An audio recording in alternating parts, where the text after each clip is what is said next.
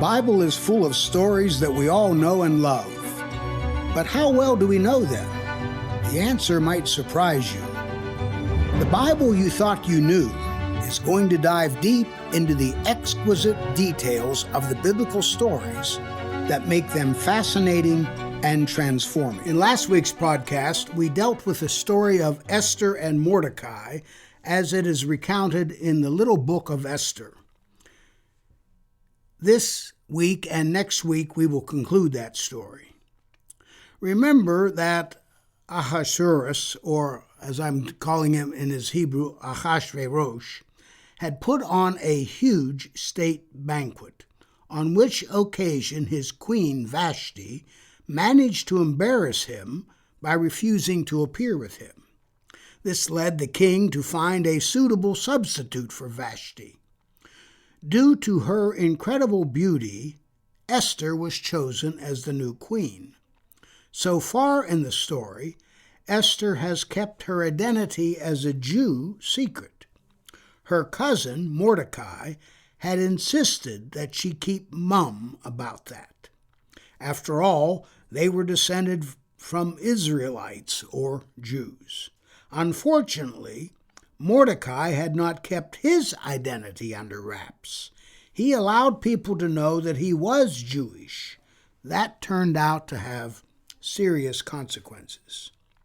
The king had just appointed Haman to a very high position in the realm. This man enjoyed the prestige of this position. Once, Mordecai did not show Haman the deference he thought he was owed to him, given his lofty position. So, Haman decided to get back at Haman by exterminating every other Jew in the kingdom. To do this, Haman convinced the king that Jews were impossible to assimilate. Therefore, they needed to be destroyed. Haman made this official policy, which his underlings were compelled to implement. Even though the inhabitants of Susa, the capital of the kingdom, were perplexed that these plans were afoot, the nefarious plot proceeded apace. Of course, Mordecai soon got wind of what Haman was planning to do. His reactions to the impending disaster were understandable, though perhaps impolitic. He dressed in mourning clothes, went into the middle of the city, and cried out loudly and bitterly. He went as far as the king's gate, but stopped at the entrance, in that it was forbidden to enter the gate attired with mourning clothes. That's in the first 2 verses of chapter 4. Though perhaps an extreme reaction, it had an incredible effect. As word spread through every province in the realm, the people reacted similarly. All of a sudden, every province throughout the kingdom witnessed people wearing sackcloth and ashes, fasting and weeping, and generally lamenting. A social crisis was on the horizon. That's in verse 3 of chapter 4. Before long, Esther heard about what was going on in every province. Her first thoughts were about Mordecai's welfare. She had clothes sent to him and also had an aide go into the street to speak with him. It was at that point that Mordecai told the aide what Haman had in mind, namely that he was determined to destroy the Jewish population. Mordecai even supplied the written evidence so that Esther could see for herself. As one might expect, Mordecai wanted Esther to go to the king and advocate on the Jews' behalf. That's in verses 4 through 10 of chapter 4. Though Mordecai's strategy made excellent sense, it hit a snag almost immediately. According to the law, approaching the king without being summoned makes one liable to capital punishment. Unless the king holds out the scepter when someone approaches, that person's fate is sealed. This law includes Esther. Since she had not been summoned by the king for 30 days, it would be dangerous even for her to go near the king. That's in verses 11 and 12. At this point, Mordecai pulls no punches. He lets Esther know that as soon as her Jewish identity becomes known, she will suffer the same fate as all other Jews. She will be as susceptible to ultimate punishment as her own family, and for that matter, every other Jew. Mordecai even boldly suggested that Esther's new role in the kingdom might be exquisite timing. Finding herself in a position to save her people, she needed to take this matter seriously. That's in verses 13 and 14 of chapter 4. Mordecai's words had their intended effect. Esther then sprung into action. She sent word to Mordecai to organize the Jews so that they would fast for 3 days in her behalf. She and her maids would also fast. After this, Esther planned to approach the king, dangerous or not. If she dies, she dies. Her reasoning seems to be that she could either make the decision to die immediately or after Haman starts implementing the pogrom. That's in verses 15 to 17 of chapter 4. Of course, Mordecai did as Esther asked. On the 3rd day, when the fast was ending, Esther donned her royal robes and went into the inner court of the king's palace. King Ahaseurus was on his throne. He immediately spotted Esther standing in the inner court. Instead of being appalled that someone would approach without being invited, he was delighted to see her. Sure enough, he held out the scepter to her, indicating acceptance and invitation. After a formal greeting, the king wanted to know what was on Esther's mind. If she had a request, it would be granted up to half the kingdom. The king promised this without even knowing what the request would be. That's in the first 3 verses of chapter 5. Esther's request was more than doable. She wanted to invite the king and his new appointee, Haman, to a dinner that she would give. Right away, the king summoned Haman so that Esther's wish could be granted.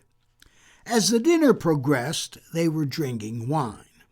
At that juncture, the king urged Esther to make any of her other wishes known. He would grant her anything, again up to half the kingdom. Esther had won the lottery. Esther was ready with an answer. She would make her request known as the feast progressed, apparently on the 2nd day. Once again, she asked that Haman accompany the king. That's in verses 4 through 8 of chapter 5. Haman was thrilled that he was being so royally treated by both the king and the queen. He left this part of the dinner tickled at his good fortune, doubtlessly enhanced by the wine. But his mood changed drastically when he spied Mordecai in the king's gate. This triggered his memory that Mordecai had insulted him by not showing him proper deference. Though enraged, Haman held his peace. Instead, he went home and bragged to his wife and friends. He boasted about how wealthy he was, how many sons he had, his fabulous promotion from the king, putting him ahead of all the other princes. He added that he alone was invited to join the king and Queen Esther to a special dinner. Indeed, the queen had insisted that the dinner would continue the next day, at which only he and the king would be present. That's in verses 9 through 12 of chapter 5. Being full of himself and congratulating himself for his good fortune was not sufficient for Haman. He was so incensed at the sight of Mordecai that he lost all perspective. Until this despicable Jew was dead, Haman could have no peace. His wife and friends came to his rescue, suggesting that a gallows 50 cubits high be constructed onto which Mordecai could be hanged. Then, when he goes to the dinner with the king, he would urge the monarch to have Mordecai hanged. That's in verses 13 to 14 of chapter 5. As it turned out, the king had trouble sleeping that night. Instead of tossing and turning, he ordered documents to be brought to him. These documents recorded memorable deeds and other royal chronicles. These items were to be read to the king, apparently to make him sleepy. During the reading, the fact that Mordecai had once warned the king about a plot on his life was read. This made the king wonder whether Mordecai had been properly rewarded for this exemplary deed. But the king was told that Mordecai had not received anything. At that very moment, Haman appeared in the outer court of the palace. He was there to convince the king that Mordecai should be hanged. When the king was told of Haman's presence, the monarch invited him into an audience. That's in verses 1 through 5 of chapter 6. Before Haman is able to say anything, the king poses a question. The monarch wants to know what he should do to honor someone. Thinking that the king was looking for a way to honor him, Haman had a ready answer.